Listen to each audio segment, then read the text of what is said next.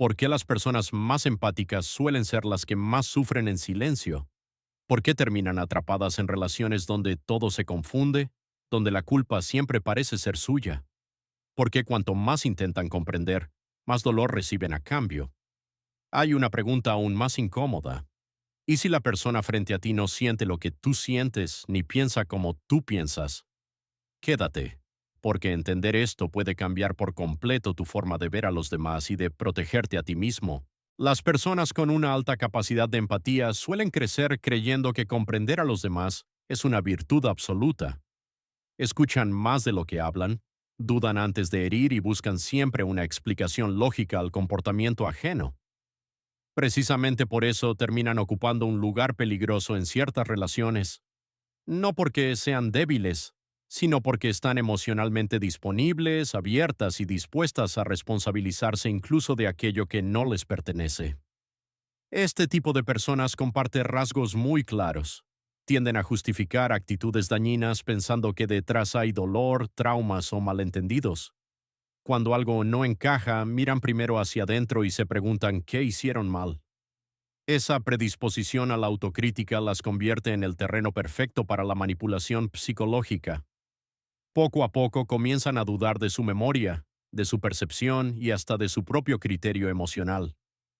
En estas dinámicas aparece un patrón constante. La persona empática recuerda con claridad lo ocurrido, pero se le dice que exagera, que malinterpreta, que es demasiado sensible. Con el tiempo esa repetición erosiona la confianza en sí misma.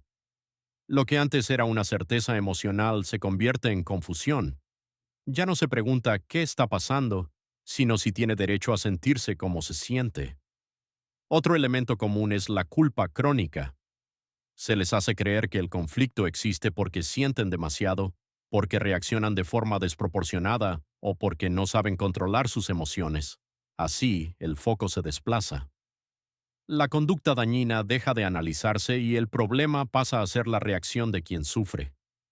Este giro es sutil, pero devastador, porque obliga a la víctima a adaptarse constantemente, a reducirse, a silenciarse. Lo más peligroso es que desde fuera estas personas no parecen víctimas. Son funcionales, inteligentes, capaces y emocionalmente profundas. Precisamente por eso, cuando intentan explicar lo que viven, rara vez se las toma en serio.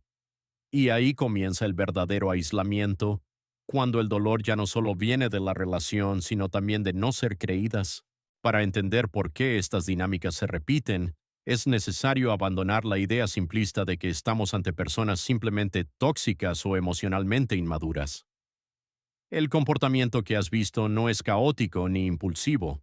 Responde a un patrón psicológico bien definido que en psicología se conoce como el Dark Tetrad. No se trata de un insulto ni de una etiqueta popular, sino de un marco clínico que describe 4 rasgos de personalidad que, cuando se combinan, crean individuos altamente dañinos en las relaciones interpersonales. El primer error de quienes tienen una alta empatía es asumir que todo el mundo experimenta las emociones de la misma manera. Creen que, aunque alguien actúe con frialdad o crueldad, en el fondo siente culpa, remordimiento o conflicto interno. Esta suposición es peligrosa porque en el Dark Tetrad, esa base emocional simplemente no existe del mismo modo. La ausencia o distorsión de la empatía no es una fase, ni una herida pasajera, sino una estructura estable de la personalidad. El Dark Tetrad está compuesto por 4 rasgos distintos pero complementarios. El narcisismo, que se manifiesta como una necesidad constante de admiración y validación. El maquiavelismo, que convierte las relaciones en juegos estratégicos donde las personas son medios para un fin. La psicopatía, caracterizada por la falta de miedo, culpa y remordimiento. Y finalmente el sadismo cotidiano, que introduce placer real en el sufrimiento ajeno. Estos rasgos no siempre aparecen de forma evidente. De hecho, suelen esconderse detrás de carisma, inteligencia, seguridad y una aparente profundidad emocional. Por eso resultan tan confusos para las personas empáticas, porque el lenguaje que usan parece emocional, pero la intención que lo mueve es instrumental. No buscan conexión, buscan control. Comprender este mapa psicológico no sirve para demonizar, sino para dejar de interpretar el daño como un malentendido. Cuando sabes que estás frente a alguien que opera bajo estas lógicas, dejas de preguntarte qué hiciste mal y empiezas a entender por qué nada de lo que hagas parece suficiente. El narcisismo no siempre se presenta como arrogancia evidente. En muchos casos aparece como encanto, seguridad y una capacidad sorprendente para atraer atención. Estas personas saben leer lo que los demás necesitan ver y se adaptan a ello. Al inicio de la relación hacen sentir a la otra persona especial, comprendida, incluso única, no porque la vean de verdad, sino porque necesitan ese reflejo constante para sostener su propia imagen. El problema surge cuando esa admiración deja de fluir.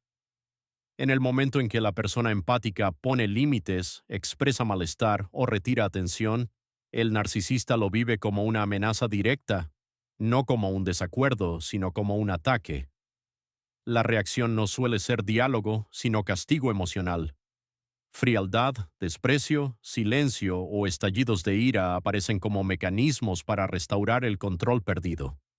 El maquiavelismo refuerza este patrón desde otro ángulo. Aquí no hay impulsividad, sino cálculo. Cada gesto, cada palabra y cada conflicto cumple una función estratégica. La relación no se vive como un vínculo, sino como un tablero. Las emociones del otro se observan, se miden y se utilizan. La empatía ajena se convierte en una ventaja que puede explotarse una y otra vez. Desde esta lógica, las personas dejan de ser individuos con valor propio y pasan a ser recursos. Se mantiene a alguien cerca mientras sea útil y se le descarta o castiga cuando deja de cumplir su función. No hay contradicción interna en este comportamiento, porque no existe un compromiso emocional real. Solo hay objetivos, resultados y beneficios. Para la persona empática, este escenario es profundamente confuso. Intenta razonar, explicar, conectar. Cree que si encuentra las palabras adecuadas, la otra persona entenderá el daño causado. Pero ese diálogo nunca llega porque no se está jugando el mismo juego. Mientras uno busca comprensión, el otro solo evalúa ventajas. Este desajuste es lo que agota emocionalmente. No es la intensidad del conflicto, sino la sensación constante de hablar un idioma que el otro no necesita entender. A diferencia del narcisismo y el maquiavelismo, donde todavía existe una necesidad de imagen o de estrategia, la psicopatía introduce un elemento aún más inquietante, la ausencia real de freno emocional. Estas personas no experimentan el miedo, la culpa o el remordimiento de la misma manera que la mayoría. Su sistema emocional reacciona poco ante las consecuencias, lo que les permite mentir, traicionar o dañar sin el peso interno que detendría a otros. Desde el punto de vista neurológico, esto no es una metáfora. Estudios muestran que ciertas áreas del cerebro, especialmente las relacionadas con el procesamiento del miedo y la empatía emocional, responden de forma atenuada. Por eso, cuando la persona empática intenta apelar a la conciencia, al dolor causado o a la lógica moral, no obtiene respuesta. No es que no quieran entender, es que ese registro emocional no se activa. El sadismo cotidiano añade una capa más perturbadora. Aquí ya no se trata solo de indiferencia ante el sufrimiento ajeno, sino de una respuesta positiva al mismo. Ver al otro confundido, herido o desequilibrado genera una sensación de poder y, en algunos casos, placer. No necesariamente físico, sino psicológico. Una satisfacción silenciosa al comprobar que siguen teniendo control. Este rasgo no siempre se manifiesta de forma abierta. A menudo aparece en pequeñas acciones repetidas, comentarios que humillan, contradicciones constantes, promesas que se rompen justo cuando generan esperanza. Cada gesto parece menor, pero el efecto acumulado es devastador. La víctima se desgasta intentando entender por qué alguien haría daño de manera tan persistente. Aquí ocurre algo clave. La persona empática proyecta su propio límite interno en el otro. Cree que en algún punto el dolor será demasiado, que algo detendrá ese comportamiento. Pero ese límite no existe. Y cuanto más evidente se vuelve la herida, más claro queda quién tiene el control de la situación. Una de las preguntas más frecuentes es si estas personas se hacen así o nacen así. La respuesta no es simple. pero es crucial para romper la ilusión del cambio. Algunos rasgos, como la psicopatía, muestran una fuerte base biológica. No aparecen por una mala relación o por una etapa difícil, sino que forman parte de una estructura profunda de la personalidad. Otros rasgos, como el maquiavelismo, pueden desarrollarse y reforzarse con el entorno, el poder o la impunidad. El error más común de las personas empáticas es creer que si entienden el origen del daño, podrán corregirlo. Piensan que el amor, la paciencia o la comprensión pueden reparar aquello que parece roto, pero esta lógica parte de una suposición falsa que el otro experimenta el vínculo desde la misma profundidad emocional. Y no es así. Aquí entra el concepto de empatía selectiva. Muchas de estas personas son perfectamente capaces de identificar emociones, leer reacciones y anticipar respuestas, pero no sienten lo que el otro siente. Distinguen entre empatía cognitiva y empatía afectiva. Entienden el dolor, pero no lo experimentan como propio. Esa diferencia lo cambia todo. Por eso pueden pedir perdón sin culpa real, prometer cambios sin intención de cumplirlos y mostrar afecto sin compromiso interno. No es hipocresía consciente en todos los casos, sino una desconexión emocional profunda. El amor que aparentan no funciona como el tuyo. Es una herramienta, no un vínculo. Mientras la persona empática invierte energía intentando sanar la relación, la otra parte evalúa si ese esfuerzo sigue siendo útil. El cambio solo ocurre cuando hay una ganancia clara. Y cuando deja de haberla, la dinámica vuelve exactamente al mismo punto. Nada de esto ocurre por casualidad. Las personas con rasgos del Dark Tetrad no eligen a cualquiera. Observan, prueban y analizan antes de implicarse de verdad. Buscan perfiles específicos, personas empáticas, responsables, reflexivas, con una fuerte tendencia a justificar y a cargar con la culpa. No porque sean más débiles, sino porque son más predecibles emocionalmente. El proceso comienza de forma sutil. Pequeñas pruebas de límites, comentarios ambiguos, cambios de humor inesperados. Cada reacción es registrada. Si la otra persona duda, explica, se disculpa o intenta arreglar la situación, la señal es clara. Hay acceso. A partir de ahí, la dinámica se intensifica. Uno de los mecanismos más potentes que se activa es el vínculo traumático. La relación alterna momentos de cercanía intensa con fases de frialdad o castigo. Esta imprevisibilidad no es accidental. El cerebro humano libera más dopamina cuando la recompensa es intermitente. Así, el afecto se vuelve adictivo. No se busca bienestar, se busca alivio. A esto se suma la distorsión constante de la realidad. Se minimiza el daño, se reescriben los hechos, se cuestiona la memoria del otro. La persona empática empieza a dudar de sí misma, a confiar más en la versión ajena que en su propia experiencia. Cuanto más intenta aclarar la situación, más atrapada queda. Salir de este ciclo no es una cuestión de fuerza de voluntad. Es un proceso neurológico y emocional complejo.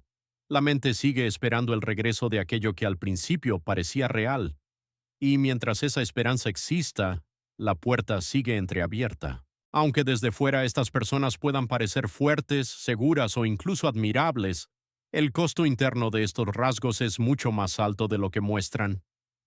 La ausencia de empatía profunda no es una ventaja real, sino una limitación. Su mundo emocional es plano, repetitivo y carente de conexión genuina. Necesitan estímulos constantes, control y validación porque sin ellos aparece un vacío que no saben nombrar. Este es el motivo por el cual el poder, la manipulación o el dominio nunca son suficientes. Cada victoria pierde efecto rápidamente. El placer se desgasta, la excitación disminuye y la búsqueda debe empezar de nuevo. Es una carrera sin meta, un ciclo que nunca se completa. Desde fuera puede parecer libertad. Desde dentro es una forma silenciosa de dependencia. Aquí surge la verdad más difícil de aceptar para la persona empática. No se trata de que no hayas amado lo suficiente, ni de que hayas fallado en comunicarte.